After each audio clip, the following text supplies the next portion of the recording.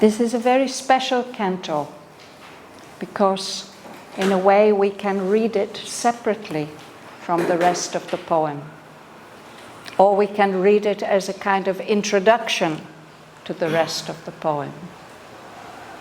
In this canto, Sri Aurobindo shares with us the secret knowledge that King Aswapati has gained through the release of his soul and through all this light that has poured down through the action of the goddess of inspiration. We'll read now what he has come to know. And this secret knowledge is the basis of the rest of the book. If we understand this canto, we will be able also to understand the rest. When you understand this knowledge is connected with the rest of the book? Yes, you can say, I sometimes think of this as Sri Aurobindo's Upanishad. So condensed in this, it's condensed like Upanishads are, but contained in it is all the knowledge on which not only Savitri is based, but the life divine and all his other teachings. Is secret knowledge today's birthday of Kiri? Yes. And secret knowledge is the preferred canto of Kiri. Yes. We love so much. Yes. This aspect.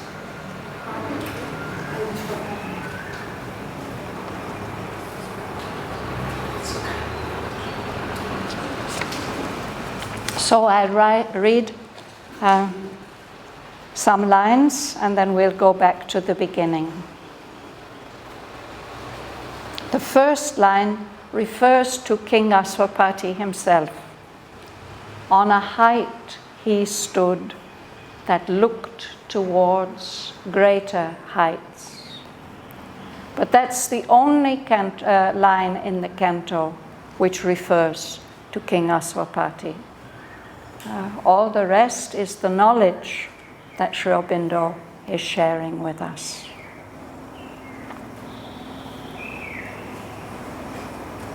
Our early approaches to the infinite, our sunrise splendours on a marvellous verge, while lingers yet unseen the glorious sun. What now we see is a shadow of what must come. The earth's uplook to a remote unknown is a preface only of the epic climb of human soul from its flat earthly state to the discovery of a greater self and the far gleam of an eternal light.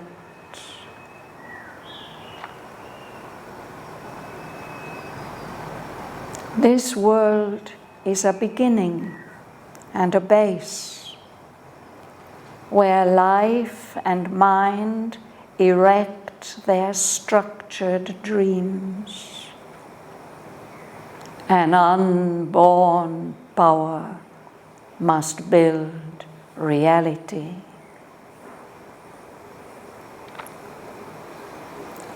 A death-bound littleness is not all we are. Immortal, our forgotten vastnesses await discovery in our summit selves. Unmeasured breadths and depths of being are ours. Akin to the ineffable secrecy, mystic, eternal in unrealized time, neighbors of heaven are nature's altitudes. To these high-peaked dominions, sealed to our search, too far from surface nature's postal routes, too lofty for our mortal lives to breathe. Deep in us, a forgotten kinship points, and a faint voice of ecstasy and prayer calls to those lucent, lost immensities. Even when we fail to look into our souls, or lie embedded in earthly consciousness, still have we parts that grow towards the light. Yet are there luminous tracts and heavens serene, and Eldorados of splendor and ecstasy, and temples to the Godhead none can see. A shapeless memory lingers in us still, and sometimes when our sight is turned within, earth's ignorant veil is lifted from our eyes. There is a short, miraculous escape. This narrow fringe of clamped experience we leave behind, meted to us as life. Our little walks, our insufficient reach. Our souls can visit in great lonely hours, still regions of imperishable light, all-seeing eagle peaks of silent power, and moon flame oceans of swift, fathomless bliss, and calm immensities of spirit space.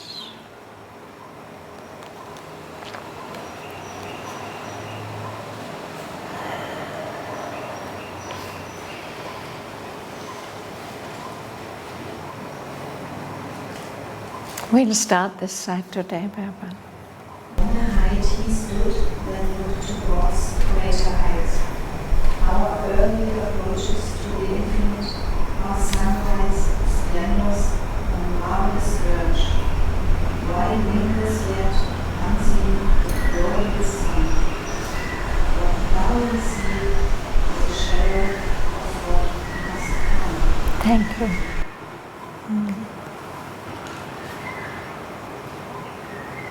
So we read about the height that King Aswapati had reached, at the end of the last canto. Quite a great height. But as happens when we travel in the mountains, we may come to what looked like the highest peak. We climb up it, and then we see that there are higher and higher ones beyond. So it's like that. He's reached a certain height of consciousness, and he realizes that there are greater heights beyond to still be reached.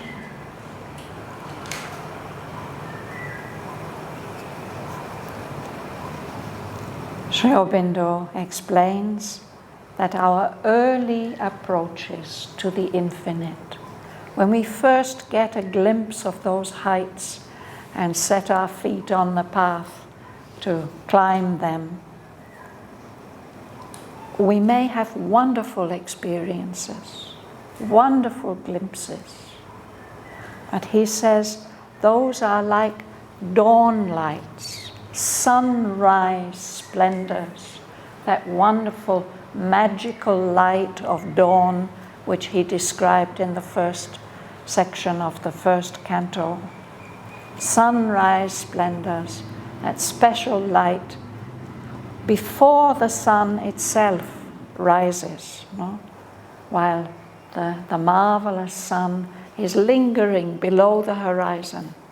We don't see it yet, but we see those lights of promise, the dawn lights, on a marvellous verge, on a wonderful lit up horizon. That dawn light is really beautiful and inspiring and touching. But what we see, those first glimpses, are only a shadow of all the splendor that will come, that must come in the future.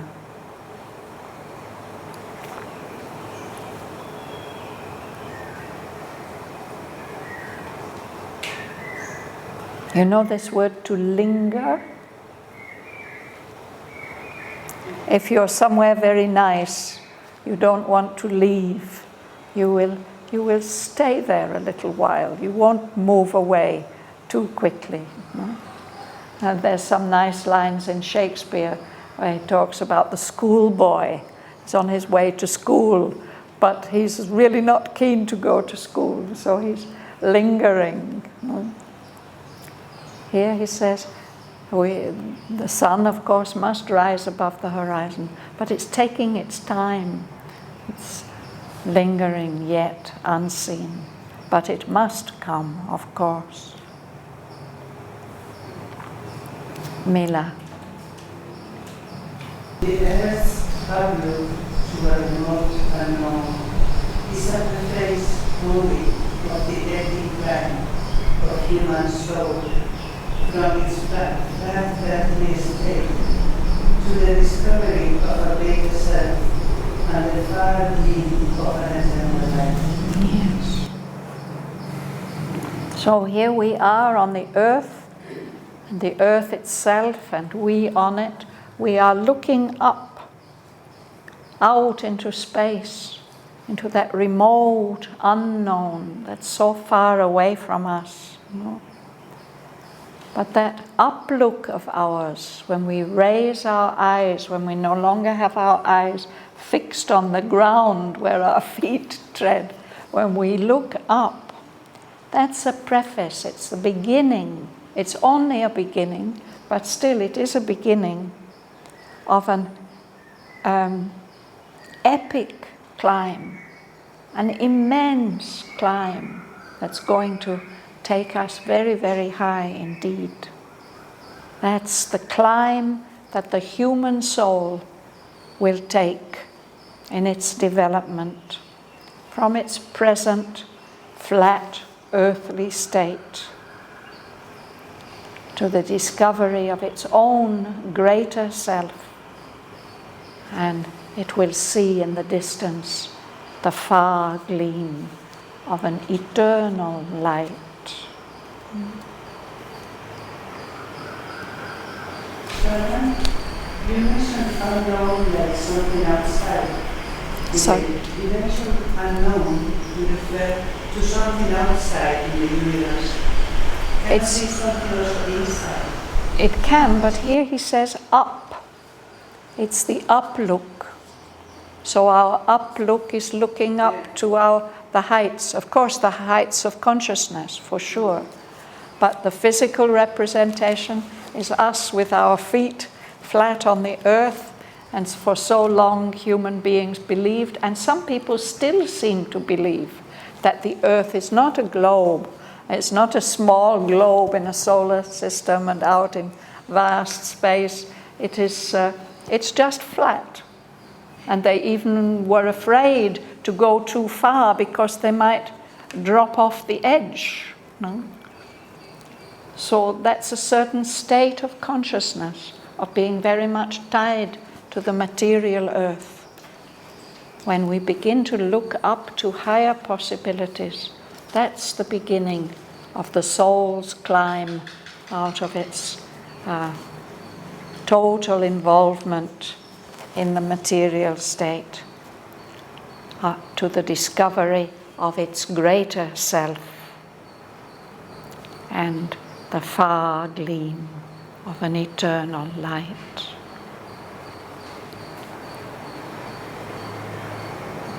Alice, would you read? This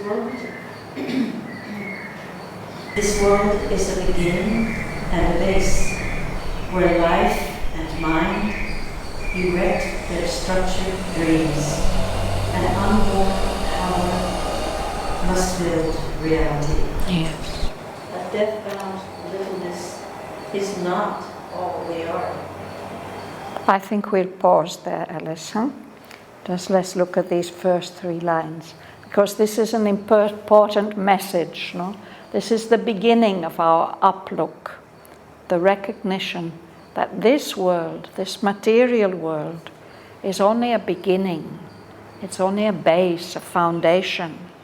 And on this foundation, in the course of evolution, in the course of the development of the soul, life has emerged and expressed itself in structured, organized dreams, and mind, even more structured, more organized dreams. And life and mind have created this world that we know. But Aurobindo is saying that these are only dreams. These are not yet reality. It's what we see and experience, this world of life and mind. An unborn power must build reality. Mind and life can erect these dreams, but a power which has not yet manifested, an unborn power, must build reality. Kamala. Death-bound littleness is not all we are.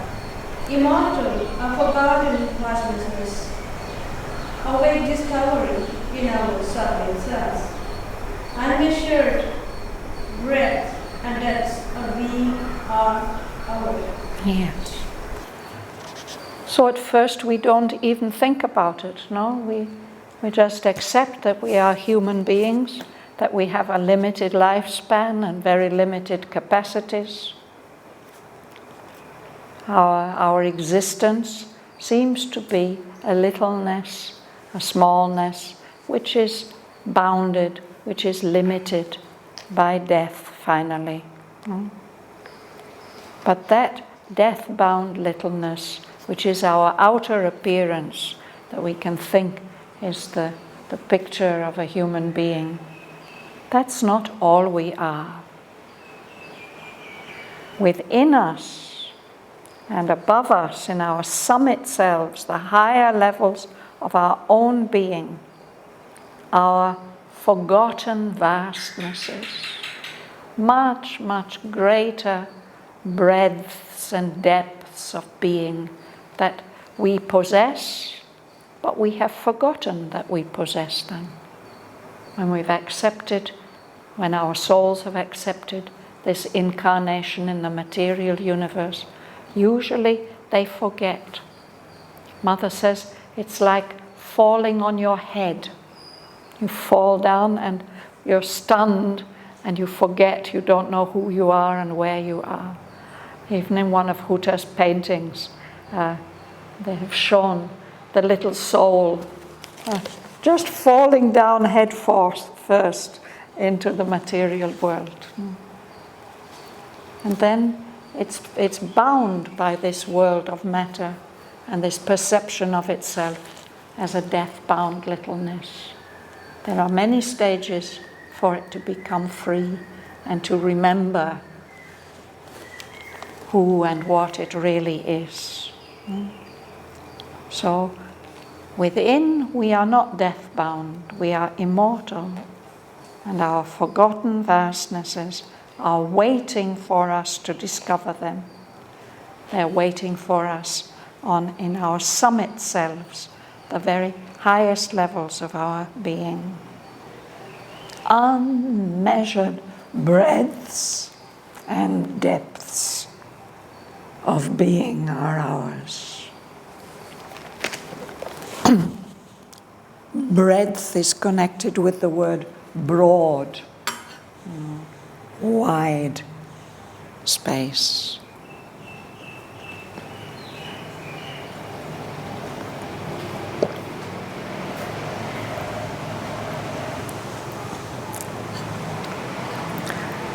Some people have a narrow vision, some people have a broad vision.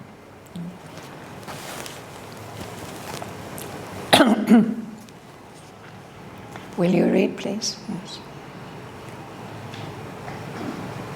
Akin to the ineffable secrecy, mystic, eternal, in unrealized time, neighbors of heaven are nature's altitudes. Yes. So this sentence is about nature's altitudes, the higher levels of nature. Altitudes, no? The heights. Those higher levels of nature are akin, they're closely related to the ineffable secrecy, to that remote, unknown, that hidden, secret truth and presence, which we cannot express. We can't fully express it. It's ineffable. The higher levels of nature are closely related to that ineffable secret. They are mystic.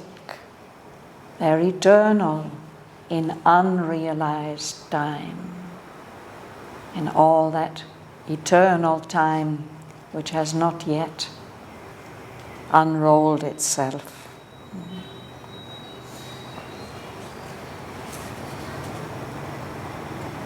We think that we are bounded, limited by our human nature, but he's telling us that nature itself has much higher levels that are very, very close to the ineffable secrecy.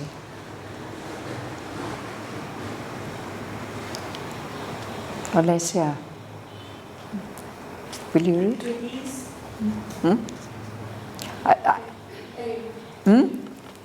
Yes. To this high-peaked dominion sealed for our search, to far from surface measured postal roots, to lofty for our mortal lives to breathe. Deep in us a forgotten kinship points, and a faint voice of ecstasy and prayer calls to those lucent, lost immensities. Lucent. It's connected with Lucy, the goddess of light. Lucy. So he's saying that those higher levels of nature, nature's altitudes, they're like a great mountain range, high-peaked dominions, like the Himalayas. And it's difficult for us to go there.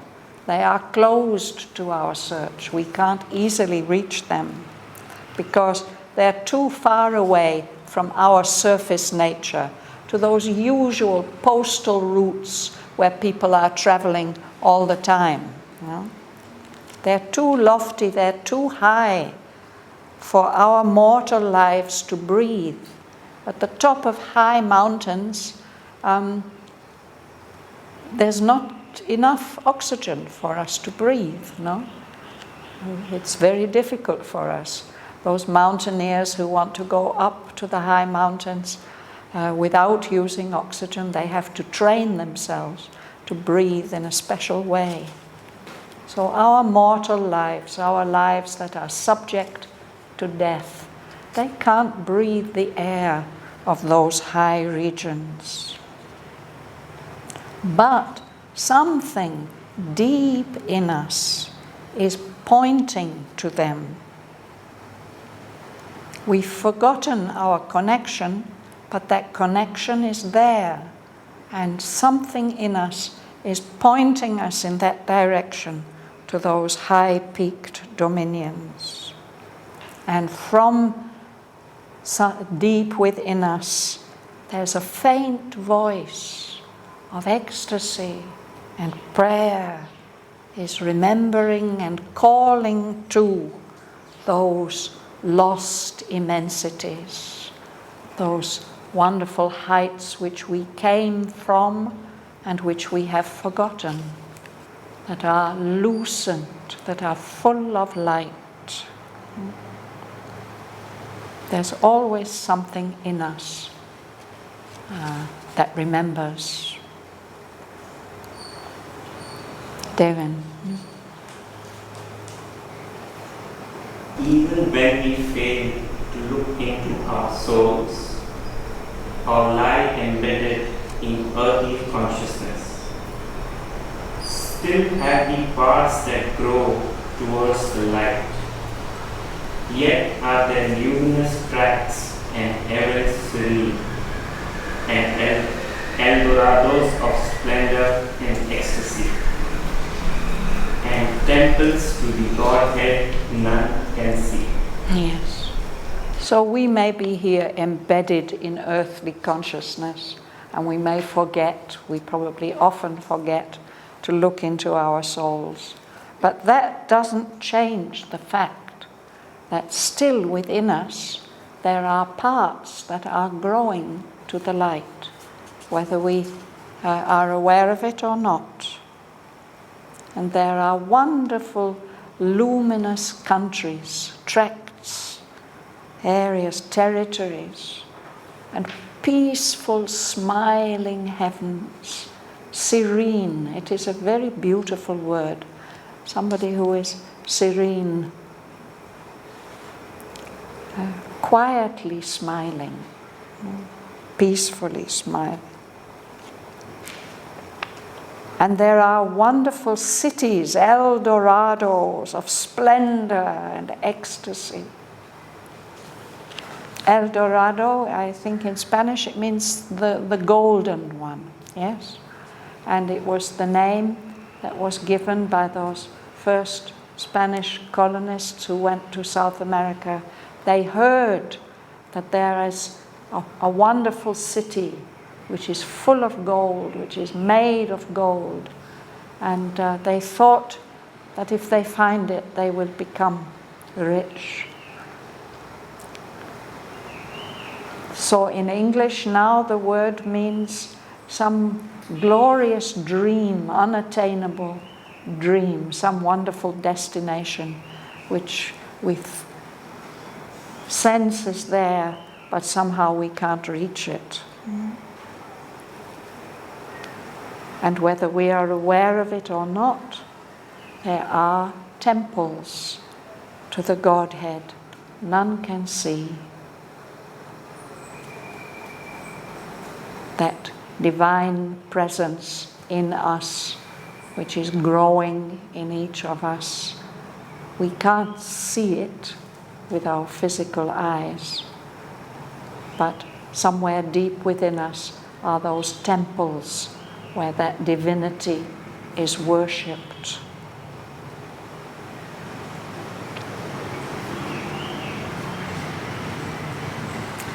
Joel.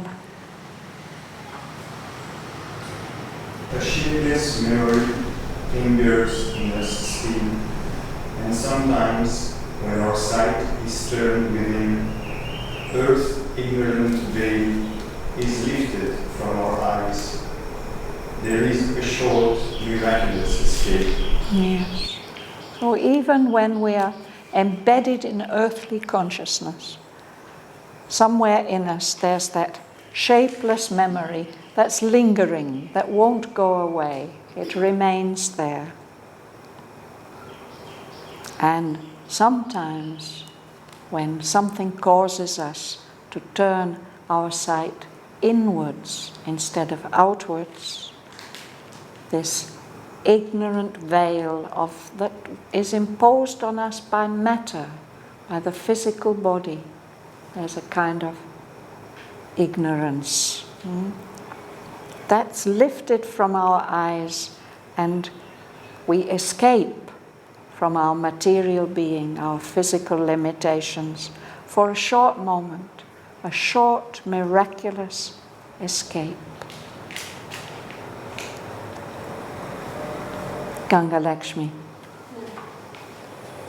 This narrow fringe of clump experience we leave behind me was as a life. Our little walks, our insufficient reach.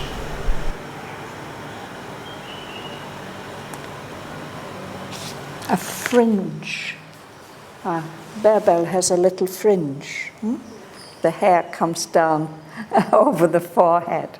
It's something at the edge. Sometimes we have a shawl, and at the end there will be a fringe.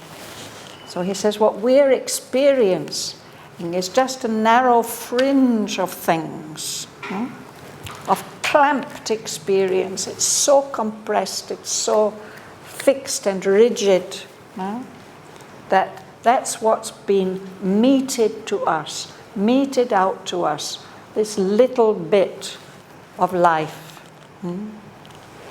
But we are able to leave that behind. We can leave behind our little walks, our restricted pathways, our insufficient reach. We can only reach a little way. Everything else is out beyond our reach. We can escape from that clamped experience. And then what happens is described in the next sentences. Lela. Our souls can visit in great lonely hours still regions of imperishable light, all-seeing eagle peaks of silent power, and moon-flame oceans of swift fathomless bliss, and calm immensity of spirit space. So these are special experiences that can come to us when our sight is turned within and we can escape from this narrow outer existence. And then we seem to come into a vaster kind of time. We live great lonely hours where we are alone in vast time. We can visit still regions, very quiet, peaceful regions of imperishable light, everlasting, eternal light, which can never be ended, imperishable. We can visit eagle peaks, very high peaks like the tops of mountains. The eagles, they like to live in high places, and they are supposed to have a power of vision that can see. They can see down, they can see their prey, they can see vast regions, and they can also look up. It's said that they can look directly at the sun without being blinded. I don't know whether it's true, but in folk tradition we think of that. So the eagles are very powerful birds that can rise very high and have this wonderful power of vision. So our souls also can go up where the eagles go, into these all-seeing eagle peaks of silent power. And they can see everything from there. And we can also visit moon-flame oceans of swift, fathomless bliss.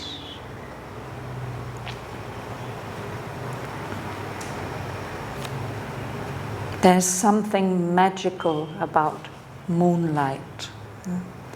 And I think in the Indian tradition, the moonlight and its coolness, they're connected especially with Ananda, with bliss. And of course we know that the moon influences the oceans. Here Aurobindo is speaking about vast expanses, limitless expanses, as if lit by the moon, so that the waves look like flames. It's as if we can bathe in those oceans, those bottomless oceans of bliss, the bliss that comes to us so swiftly and unexpectedly. And we can experience calm immensities of spirit space. Just pure space with nothing in it. Just vast hugeness, immensities.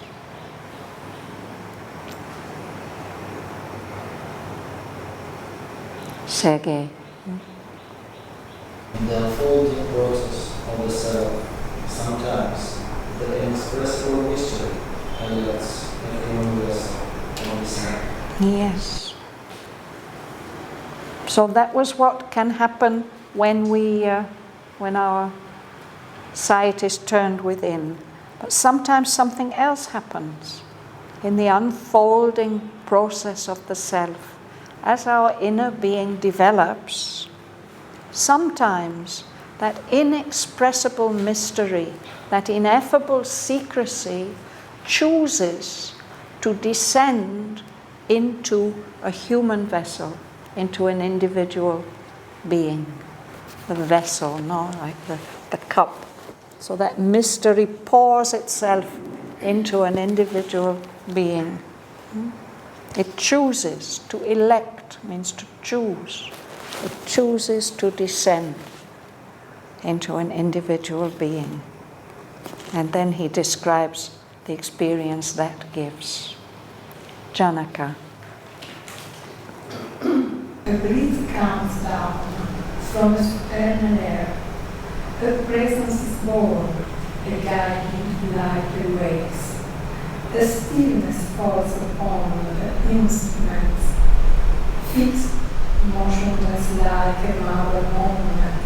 Stone calm, the road is a pedestal supporting a figure of eternal peace. Yes.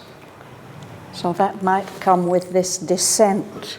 It says like a powerful breath, maybe a wind coming down from some high air. No? And within the individual being, a presence is born, becomes aware of a presence.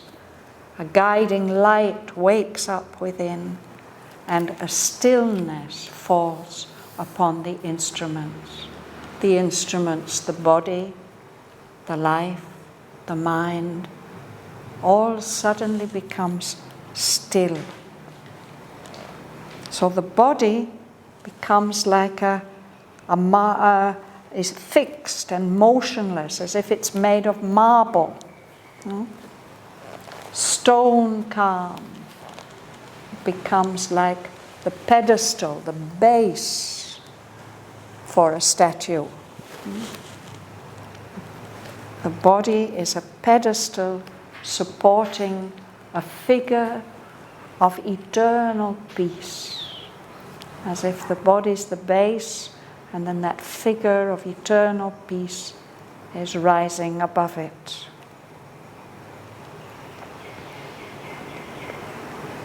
Maurice? Sorry, yeah? Sorry, Shraddhavan.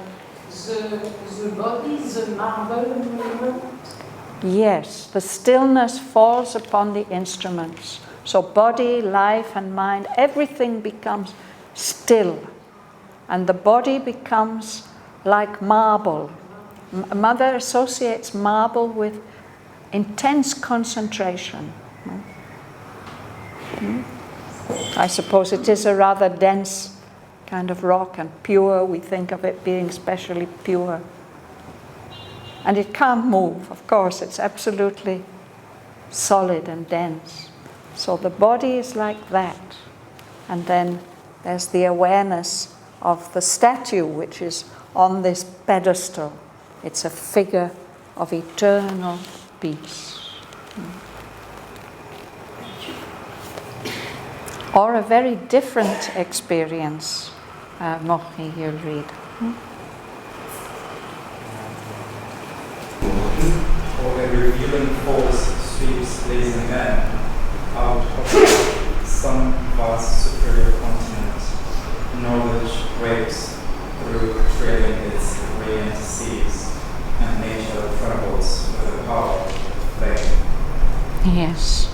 So that's different from the body, everything becoming still and feeling a figure of eternal peace. Instead, there's this immense energy that descends, no?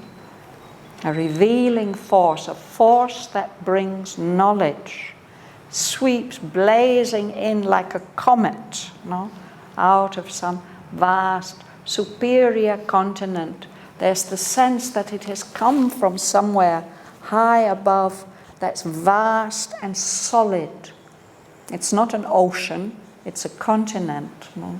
Something solid. The knowledge comes pouring down like a comet with its glowing tail. And then it's not this stillness. Instead, nature trembles with the power, the flame.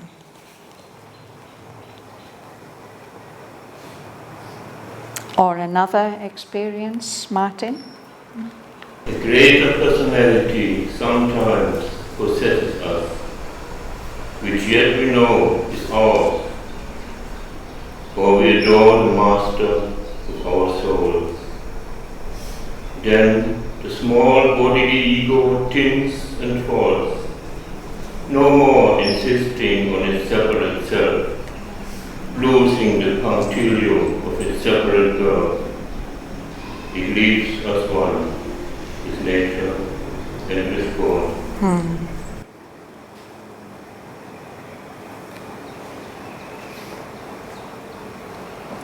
This is what happens when the inexpressible mystery elects, chooses a human vessel of descent. It may take this form of a greater personality coming and possessing us. It's greater than us, and yet we know it is ours. Or we adore the Master of our souls. We become aware of the Lord. And when that happens, then this small bodily ego, which is the boundaries of our usual consciousness, it just becomes thin and fades away.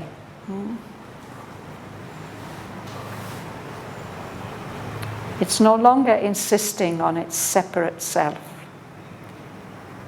Normally for us it's so difficult to get rid of this sense of separate self, no? Here we are. Here I am inside my bag of skin. This is me. And I'm separate from all the rest of the universe. But when this experience comes, then that boundary becomes thin and fades away. And we're not anymore insisting on the importance and the value of this little tiny, tiny point of self. Instead, that falls away and leaves us one with nature and with God.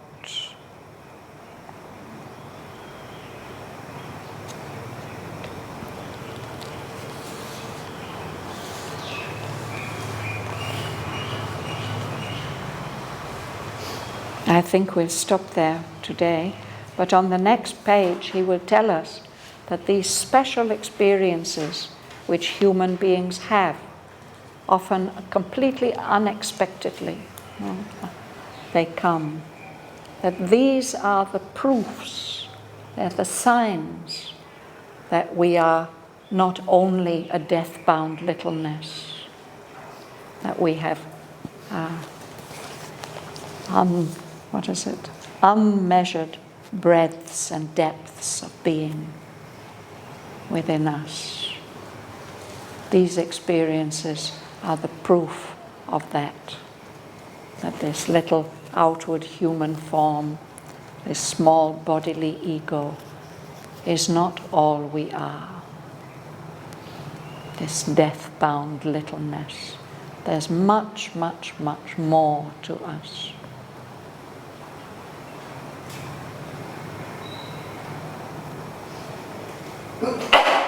Shraddhavan, may I ask you a question?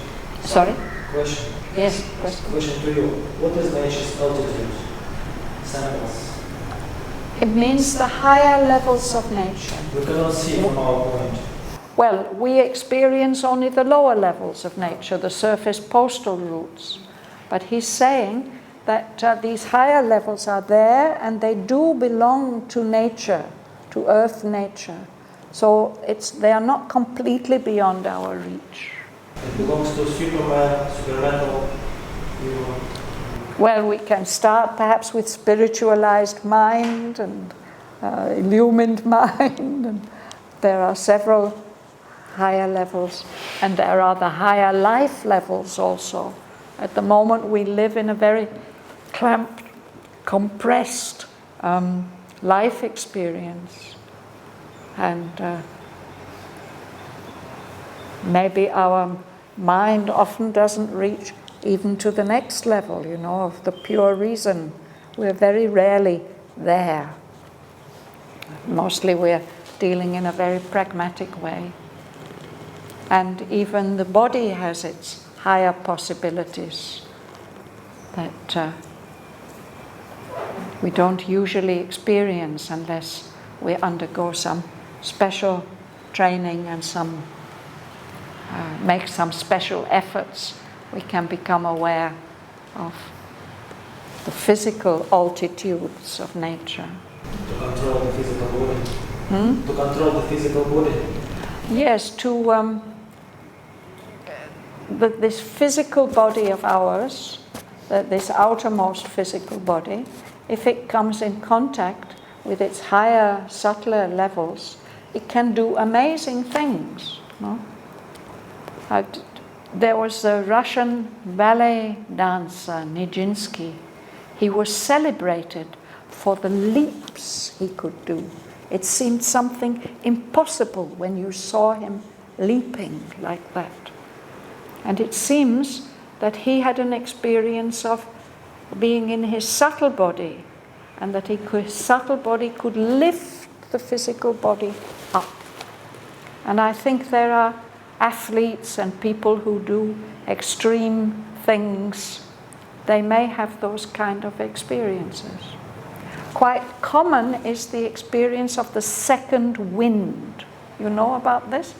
That when you are running, you run and run and run and run, and you think you can't run anymore, and then suddenly you can. And this means that the physical being has opened up to the cosmic force, and it's not limited anymore. It can go on much more strongly than if it were just the pure physical body and the physical energies. This is very interesting oxymoron. Oxymoron, these are contradictions. Also, I remember one line from Savitri, where is always nature's law on each corner standing. I didn't hear properly. Always nature's law. It is sentinels standing on each corner. Yes, so there's some limitations there to stop us. Yeah. Yes, definitely. Yes. But they can't stop us forever, because the soul is stronger than nature. So we'll stop there for today. Those who want to read, they can stay. Others can go.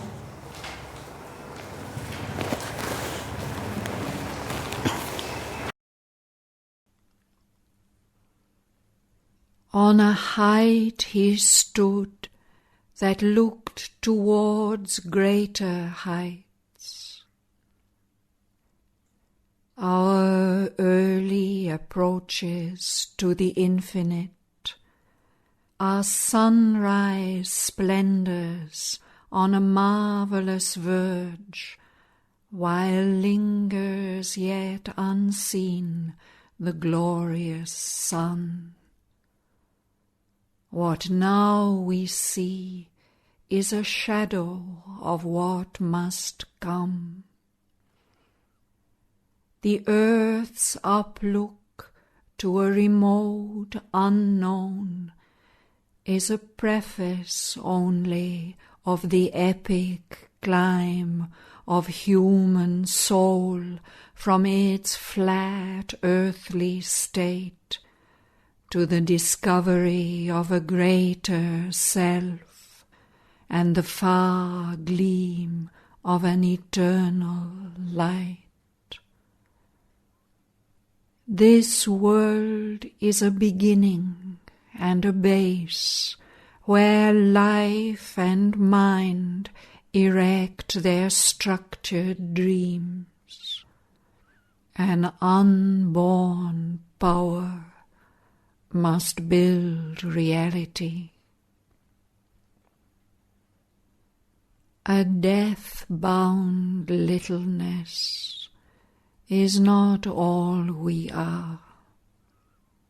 Immortal, our forgotten vastnesses await discovery in our summit selves.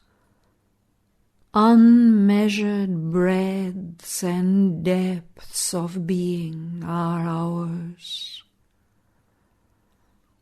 Akin to the ineffable secrecy, mystic, eternal in unrealized time, neighbours of heaven are nature's altitudes.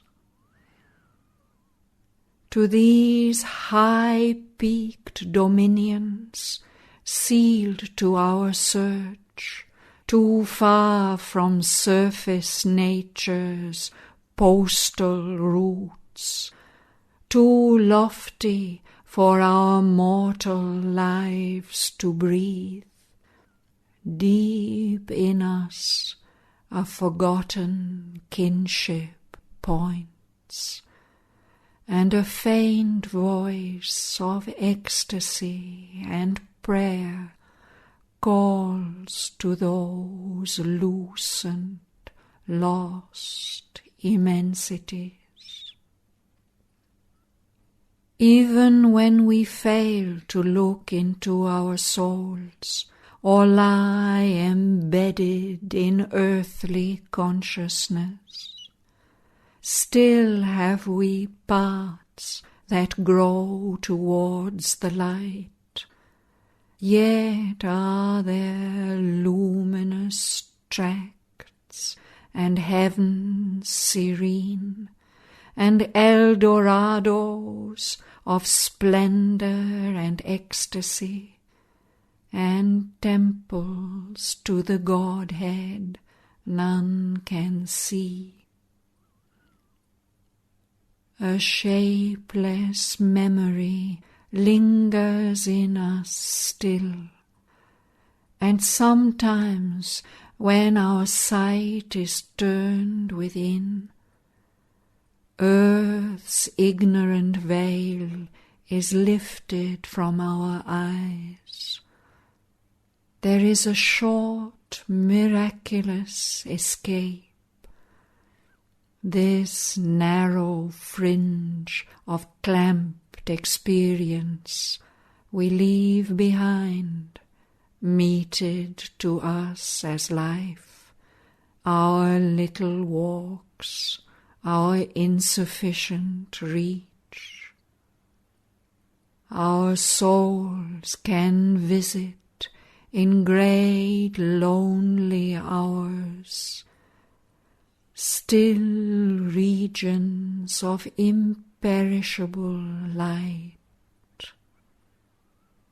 all-seeing eagle peaks of silent power, and moon-flame oceans of swift, fathomless bliss, and calm immensities of spirit space.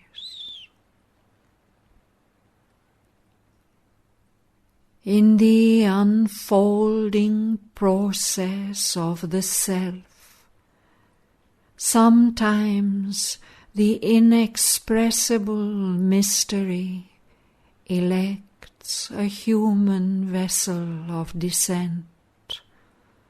A breath comes down from a supernal air. A presence is born. A guiding light awakes.